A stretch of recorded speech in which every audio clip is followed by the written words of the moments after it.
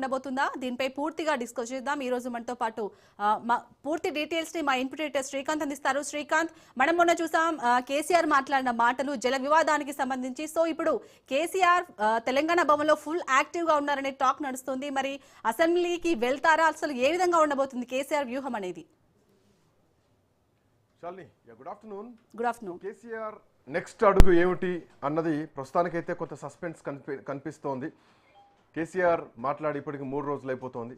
ఆదివారం నాడు కేసీఆర్ ఒక అసమానమైనటువంటి శైలిలో, అంటే గత ఉద్యమ కాలంలో ఉండేటువంటి కేసీఆర్ ఎట్లా ఉంటాడో అట్లాంటి రీతిలో, అట్లాంటి గాత్రంతో కేసీఆర్ చేసినటువంటి ప్రసంగం మాత్రం చాలా ఒక ఉద్రిక్తంగా, అంటే ఉద్రేకంగానే కనిపించిందని చెప్పాలి. చాలా ఉద్యమ రూపంలో కేసీఆర్ మాటలు ఎట్లా ఉండేదో, తెలంగాణను ఓన్ చేసుకొని మాట్లాడుతూ ప్రభుత్వం తీసుకొచ్చినటువంటి 6 గ్యారెంటీలు కానీ, వాళ్ళు ఇచ్చినటువంటి సంక్షేమ పథకాల విషయమే కానీ, అన్ని విషయాల గురించి మాట్లాడుతూ ప్రధానంగా తెలంగాణకు రావాల్సినటువంటి నీటి వాటాల విషయంలో కాంగ్రెస్ పార్టీ ప్రభుత్వం ఎక్కడ రేవంత్ రెడ్డి పేరు తీయకుండానే, అంటే ఆ స్థాయి కాదు, ఆయన స్థాయి కాదు అన్నది ఆయన భావిస్తూ కాంగ్రెస్ పార్టీని ఎండగడుతూ, ప్రభుత్వ తీరుని ఎండగడుతూ ఆయన పూర్తి ప్రసంగం సాగింది. దీంట్లో చంద్రబాబు నాయుడిని టార్గెట్ చేశారు, దీంట్లో ఎంఓఏలకు సంబంధించినటువంటి విషయాల గురించి టార్గెట్ చేశారు, దీంట్లో తెలంగాణ నీళ్ల గురించి టార్గెట్ చేశారు, రియల్ ఎస్టేట్ని టార్గెట్ చేస్తూ మాట్లాడారు. సో ఇట్లా అన్ని అంశాల గురించి ప్రస్తావిస్తూ మాట్లాడుతూ ప్రభుత్వాన్ని ఇరుకున పెట్టేటువంటి ప్రయత్నం చేశారు. అయితే ప్రభుత్వం నుంచి అటు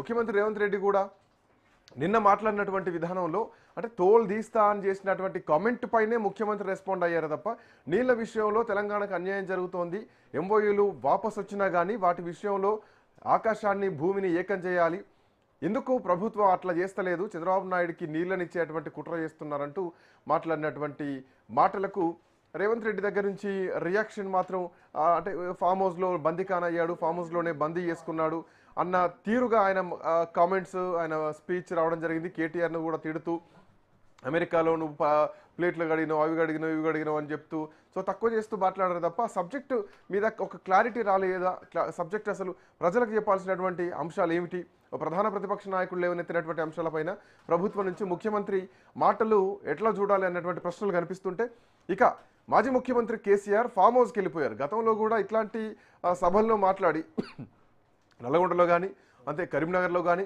గతంలో భారీగా మాట్లాడినటువంటి కేసీఆర్ ఆ తర్వాత ఫామ్ హౌస్కి వెళ్ళిపోయారు. క్రియాశీలక రాజకీయాల్లో ఉంటారనుకున్నారు, బట్ లేరు. బట్ ఈసారి మాత్రం కొంచెం భిన్నంగా కనిపించినా కానీ ఇప్పటికీ 3 రోజులు అయిపోయింది. బట్ కేసీఆర్ నుంచి ఫామ్ హౌస్ నుంచి కేసీఆర్ మళ్ళీ ఫామ్ హౌస్కి వెళ్ళిపోయారు. ఇట్లాంటి రియాక్షన్ లేదు. అయితే ఈ మౌనం వెనకాల ఒక భారీ ఉపద్రవం ఉండబోతోందా అన్నదే ప్రధానమైనటువంటి ప్రశ్న ఇప్పుడు కనిపిస్తోంది. మాట్లాడదాం. కాంగ్రెస్ పార్టీ నుంచి వెంకటనాయక్ గారు, బీఆర్ఎస్ పార్టీ నుంచి గౌతమ్ ప్రసాద్ గారుతో పాటు సాదిక్ గారు ఉన్నారు, ప్రముఖ విశ్లేషకులు మనతో పాటు.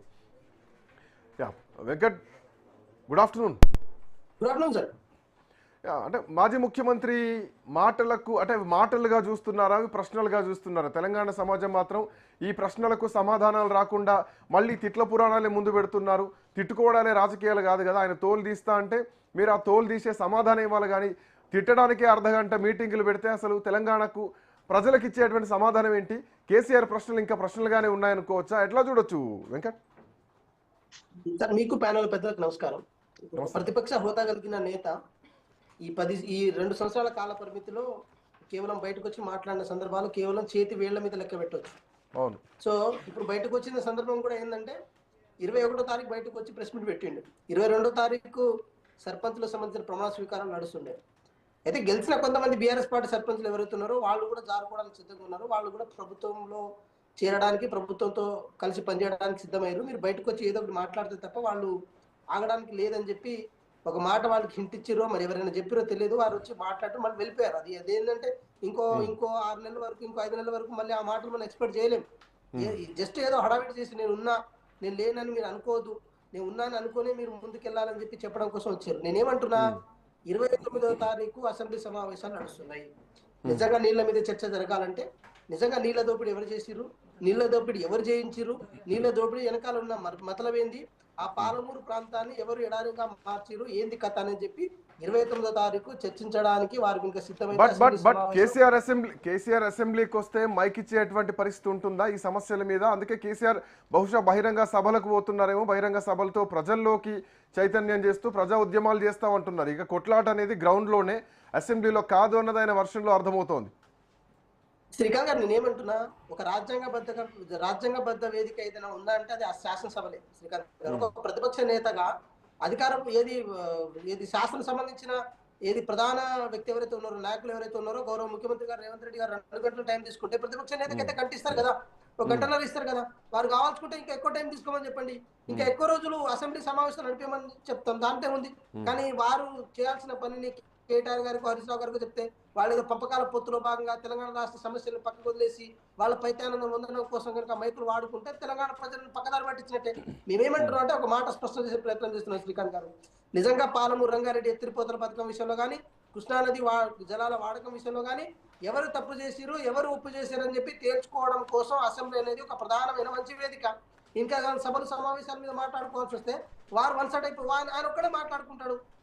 ఇప్పుడు అసెంబ్లీలో చర్చిద్దాం, చర్చకు రండి అని అంటున్నారు. కానీ 90% మేము పనులు పూర్తి చేసాం, మిగతా 10% పనులు పూర్తి చేయాలి, తట్టెడు బట్టి తీయలేదంటే మరి అక్కడ కూడా ఆల్మోస్ట్ 680 కోట్ల రూపాయల వరకు ఖర్చు పెట్టి పనులు చేస్తున్నాం అని చెప్పి గట్టిగా చెప్పుకోలేనటువంటి పరిస్థితుల్లోకి ప్రభుత్వం వెళ్ళిపోయిందా? శ్రీకాంత్ గారు, నేను ఏమంటున్నా అంటే 299 టీఎంసీల నీళ్ల మీద సంతకాలు చేసి మాకు ఇది సరిపోద్దని అన్న ఏదైతే ఉందో, పాలమూరు రంగారెడ్డి ఎత్తిపోతల పథకం ద్వారా కూడా సరిపోయే నీళ్ళే అవి. అంటే ఎక్స్ట్రాగా కృష్ణానది జలాల నుంచి ఒక్క టీఎంసీ కూడా మనం ఎక్స్ట్రాగా తెచ్చుకోలేని స్థితికి దిగజార్చింది ఎవరనేది కూడా దాని మీద కూడా మాట్లాడాల్సిన అవసరం ఉంటుంది. సో మేము ఏమంటున్నాం, ఏది జరిగినా కూడా ఒక రాజ్యాంగబద్ధ వేదిక ద్వారా చర్చ జరిగితే ప్రజలకు మెసేజ్ పోతుంది కదా. అసెంబ్లీకి రమ్మని చెప్తున్నాం. 21వ తారీఖు కేసీఆర్ గారు వచ్చింది కేవలం సర్పంచులు జారిపోతారేమో, ఎంపీటీసీలు జెడ్పీటీసీ ఎలక్షన్ లో మనం బయటకు వచ్చి అసలే మాట్లాడలేదన్న సందర్భం ప్రజలకు పోతున్న ఉద్దేశంతో వాళ్ళ పార్టీని వాళ్ళ మనుగడని అట్లే ఉంచుకోవడం కోసం చేసిన